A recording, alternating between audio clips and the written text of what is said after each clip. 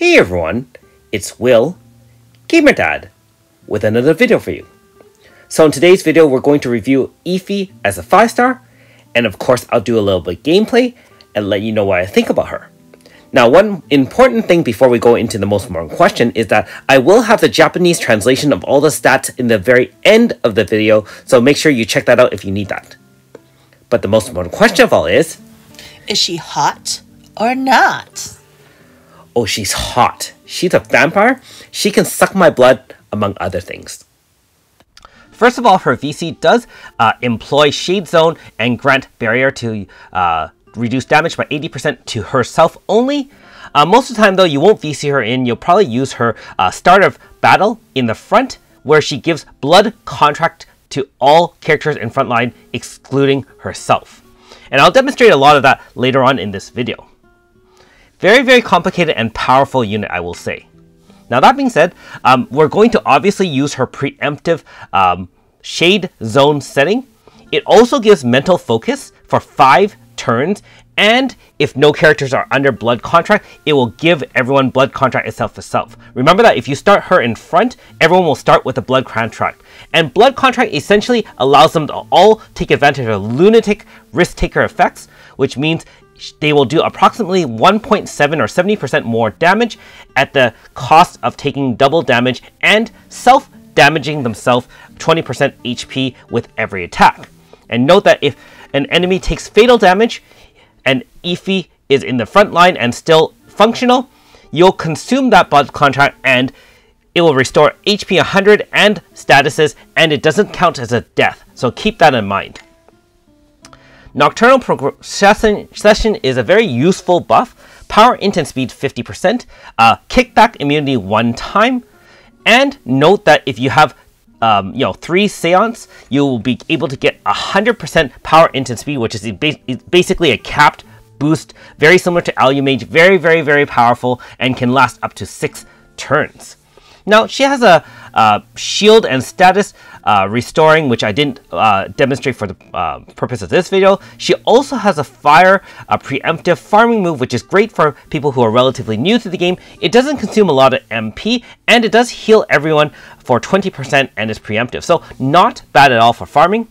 She also is equipped with the triple debuff power, int, and speed 35%, type res down 35% as well for 3 turns. Note that again, if you have more Seance stacks, then it can become up to 50-50-50 triple debuff for 6 turns, which is really, really ridiculous, being that some of the most powerful debuffs in the game are 50% down, like Kid, AS Nikoko, so on and so forth. Awesome, awesome unit. And again, Pain and Poison preemptive effect. If anyone uses Horai Jewel from AS Chio, you'll know how great that is as well. So finally, her DPS move is Ecophilia, Shade AoE 3 times XL.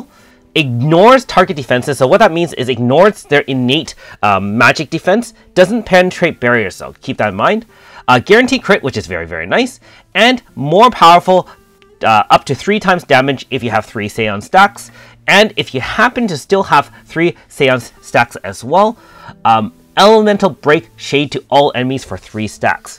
One other thing to note is each Seance stack does grant her 20% extra max HP, which will help with her own mental focus. They do not go away throughout the battle until you either die, well, until you win, basically, or you lose the fight. So very, very awesome because, getting 3 stacks, you're going to have a ton of extra MP, which will help power her defenses and DPS. Note she also has the gun personality for Gun Almighty Power Grasta. Standard Grasta setup. So let's take her out for a spin. If you haven't already, make sure you like and subscribe to my channel. I really appreciate it. I also do have a Patreon account for those who want to support me this way. So obviously the pretty standard stuff is being that she has a fire farming ability, she'll just shred everything. It does recover 20% HP. Again, very useful in the early stages of the game. Does consume some MP, but really not too much. I mean, there are better farmers out there with 0 MP farming, but all around, very powerful unit.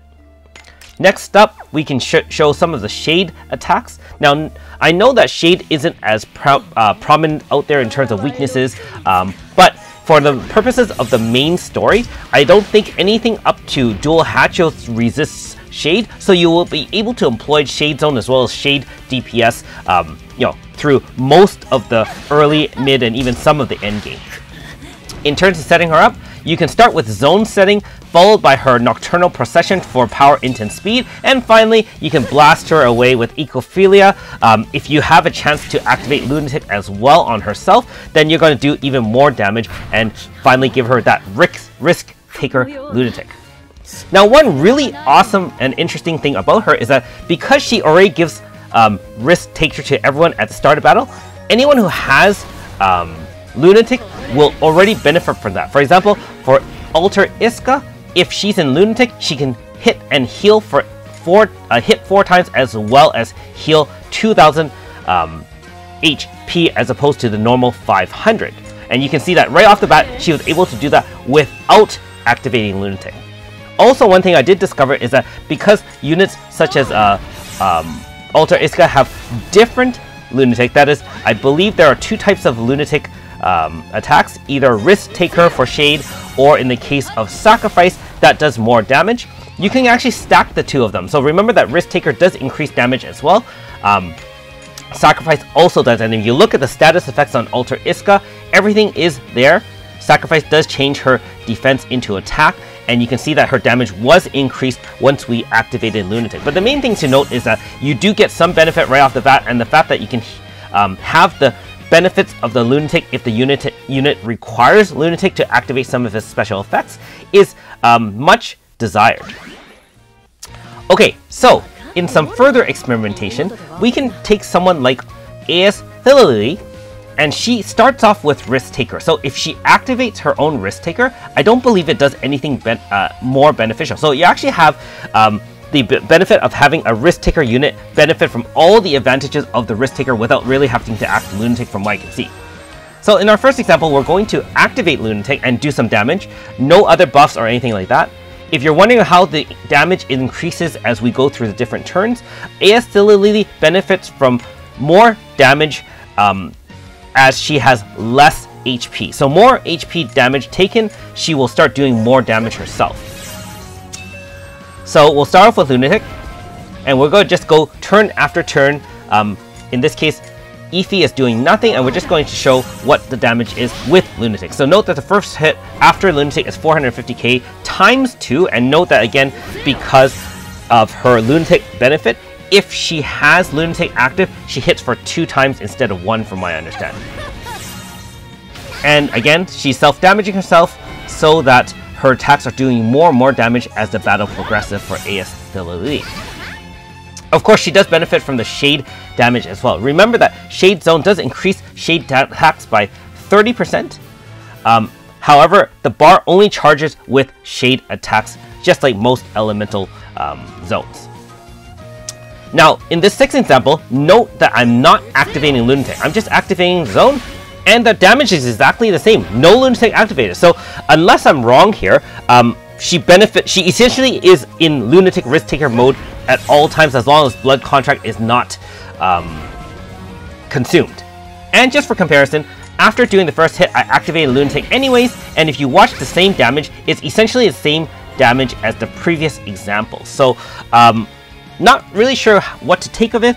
It does allow for some interesting strategies if you do have a Lunatic-focused team, and I'm sure that with the advent of a Shade Zone, you're going to have more and more Shade units out there. You can use things like Thilily normal style, which is shared with her banner. You can use AS Thilily, you can use other type of Lunatic Shade units, and really do a number on your enemies. Okay, so one of her many abilities is that Iphi can actually consume the Blood Contract on any of your members, and in exchange, not only brings them back to life, of course, will give them a Barrier Pierce single attack. So I'll demonstrate this against Murphy. And so if anyone's fought Murphy, you'll note that there is a barrier icon there on the bottom left on its kind of statuses there. And what that means is essentially you're not going to do a lot of damage. It also does ignore pain and poison status. So we're going to use Iphi to consume Flam and damage her to the point of 0. bring her back since she does have blood contract activated, and then she'll one-shot right through the barrier. So this is going to be really, really fun. We can suck the blood away from Flam, and Waken Zone, Flow Concerto for, water resist down, and then one-shotted right through its barrier. So I remember when I was fighting this one, you have to wait like 5 turns for the barrier to kind of go down, and then you have your opportunity to activate a large AF. In this case, you don't have to do anything. You can scam with Alter Xion, Perfection. You can reverse Paper Tiger, Una reverse card, and then instead of resisting, you will have the weakness to its attacks, in which case one shot from a Neptune, well-timed, will do the trick. So, of course, being that there's no Pain and Poison Grasta there, we're using just regular Water Elemental Grasta with the Bullseye and so on and so forth. So that was pretty fun. In our next example, we're going to try a few different strategies against Kiryu here. And I'm trying to demonstrate different aspects of some of her abilities. So, again, watch the bar when we attack with Alter Xion. It does not charge the bar. So that's what I meant by there is some limitations in that you can only really charge the bar with shade attacks. And so if you really want to combine weakness and resist, unfortunately, you'll have to have an all shade team. Now, one good thing about her is she can actually convert all your team's moves to shade, which I'll show you. But what I really want to demonstrate in this first example is that that blood contract where a unit's going to tank hits for Iphi only works against AoEs. Otherwise, you are at the mercy of RNG if single targets attack. It can hit her unless you have a unit that specifically has Taunt or Rage on it. So there are limitations to the blood contract, but overall, blood contract is there basically to eat AoEs such that the rest of your party survives, and that person is brought back to full life, so you still have use of him or her through the rest of the battle at least once. And you'll recover once. And note that again, blood contract, if you have it, only recovers against a single hit, and Kiryu actually hits 4 times, and so you can see that in this example, it consumes the blood contract once, they come back to life, and they get hit again, but that's still tanking hits for Iphi. Again, that's RNG based. Iphi is actually vulnerable at this stage that can die. But what she can do is a ton of damage. Note that she's not even in lunatic mode herself, and she is able to hit 3 times 50 mil for like 150 million. Also, remember that as more enemies die, more of your team members die, you're going to have those Saiyan stacks, which now are increasing her MP max, which will allow her mental focus to do more damage. So she's going to get more powerful as long as more and more minions die on your side. One other thing to note is that if everyone has used up a blood contract, you can now regenerate blood contract with her zone setting move. So we were able to regen that, so that, remember, you used 2 people to die already, and we just let them die, and we brought 2 new people from the back to take hits for Iphi. And so everyone can get another blood contract as long as there's no blood contract active in the front. So one really interesting strategy to do is that basically you're allowed to survive essentially 3 AoEs, and then you can blood contract again with your zone setting move, and as long as you're still okay with having Shade Zone active, you're going to win the game. Keep in mind that as long as it's not awakened, you can actually also override Shade Zone. Now, Shade Zone is preemptive, and Iphi's a little bit slow, so you have to play around with speed if you really want to do strategies like that. Okay, so I've demonstrated some of her minions tanking abilities. So in the final example here, we're going to actually show a more optimized team clear here. Again, the first 2 examples were really failures, just to show kind of like limitations on her. But in terms of her damage, she is quite powerful on her own way. Again, in this example, no lunatic is activated, and that is one of her limitations. As you do a 1-turn AF, your first move is going to be the Shade Setting Zone, and then essentially the second move is going to be her DPS, because if you start using buffs, which her Nocturnal Procession or activate her Lunatic Plus, you're losing AF charges, and unless you have an all, like a Flash Strike stance, for example, or an all Shade stance team, you're going to lose bars such that you can't set up everything. So she is very limited in that sense with a 1-turn AF. You'll rely on other people's buffs or attacks to kind of maintain the AF bar. And everyone's just dying here. But again, what we're really demonstrating in this final example is as we have 3 people die, we're now getting 3 Saiyan stacks on her, and if you want to look on her symbol there, she now has 3 of the white orbs there, and that does mean that she does have max MP with 3 Saiyan stacks. And so this example is more damage than the previous 2 examples altogether. So just for the sake of completion, I will show you the Grastel loadout in this example, just to kind of show you what we're using to bully the enemies. So hopefully at this point you understand at least some of the basics of how to use her. If you're wondering, it took me about 5 hours to kind of experiment so far for the purpose of this video. I plan to use her even more in the future, but just the fact that she can help get your units to tank hits, and essentially is almost like another version of AS Radius or Leia with hold ground, and the fact that she can abuse Lunatic, she looked extremely powerful already. Okay, in our final example, we're going to use an all-shade team. Remember how I said that if you can have an all-shade team, you can really do more AF charges. And remember, if you can squeeze it in, you can either activate her Lunatic or use Nocturnal Procession. Again, we can't really get 3 Saiyan stacks off the first AF. Really, she's going to have 0 Saiyan stacks, so that is a limitation as well. But even at the very least, Nocturnal Procession is 50-50-50, which will help your team do a ton of damage. Now, I was going to wonder whether or not multi-hit AoE would survive or would wipe your party, and you can clearly see that normally Suzette's True Manifest would hit for 2 hits. Once it hits for 1 and kills the person, there's no more hits to come, and then the person gets revived with Blood Contracts. So essentially it will eat or survive or tank most AoEs. I mean, I haven't found an example that doesn't work yet other than the Divine Tree. But if you have any comments or any suggestions for me to try random things, I'm very open to the idea of that. And again, no problems at all. We had 2 minions eat damage for Iphi, and in exchange, Iphi was able to do a ton of damage, and then Lily was able to finish it off after the HP stopper. I know this fight isn't very difficult at this point, but again, we're just trying to push the limits of Iphi, see her power, her limitations, her ability to support, and so on and so forth.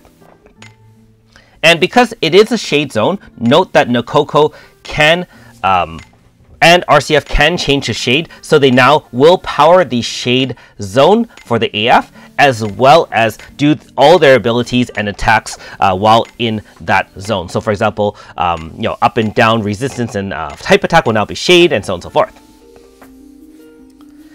Okay, so in our final example, we're going to put all of this together and try out one of the harder super bosses in the game, Warped Alma.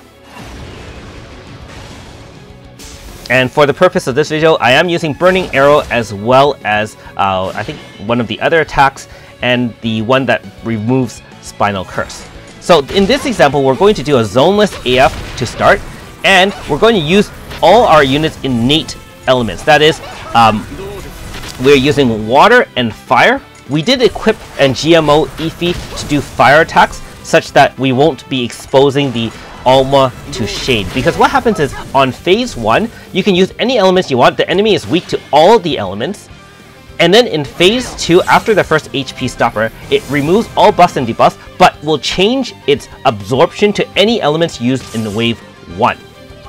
So since we used water and fire, for the next phase we can only use elements not fire and water.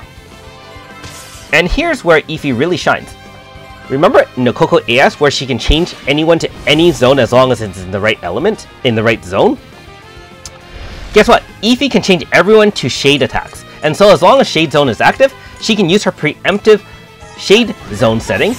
Everyone will do shade attacks now, which will be perfect against Alma and to take advantage of that. And then you can do Shade Zorch and then Shade Neptune. So, you know, we're having a lot of fun abusing the mechanics of something like Iphi. And again, being that this boss was really difficult because they kept on doing major attacks to kill everybody, hey, you just get brought back from the dead. It is great stuff. Now, at this final phase, we can use the first elements that we did in the first phase, so either water and fire. Note that also at this point, if I wanted to give everyone blood contract again, I could have, because all 3 blood contracts have been consumed. But we want a lower turn clear, and in this case, we want a 3 turn clear instead of giving blood contract. But if I wanted to, I could have done that, in which case we would have 3 more rounds of AoE tanking. Again, mind you, we should remind you that Iphi's blood contract units cannot tank single hits. Those are RNG based, and if Iphi gets attacked by a single target, she will take that damage directly instead of one of the, one of your other 3 blood contracts tanking the hit for you. But really, that's a very small limitation in terms of how much power she has. Okay, again, pretty standard loadout. Yep, there you go. And of course, Nagi is carrying for Flam, so the ultimate Grasta carrier for Flam with the glutton personality. So in conclusion, Iphi is an extremely powerful global first unit. She has the ability to offensively support with her triple buffs. She has the ability to triple debuff. She can set Shade Zone, and she's our only Shade Zone setter. She can bring people back from the dead. She can give people Barrier Pierce. She can activate Lunatic. She can keep people in Lunatic as long as they have Risk Taker blood contract on. I don't even know what else to say. In comparison to Melissa and Eva, it feels like Iphi is breaking yet another power creep level. Not sure I really like it, but at first glance from trying her out, she is crazy good. Again, just a reminder that this portion of the video is really for people in Japan, because we have a global first unit and Japan has not seen the unit yet, and so this is for their benefit. They can screenshot or whatever. Anyways, thanks for watching. We'll see you next time.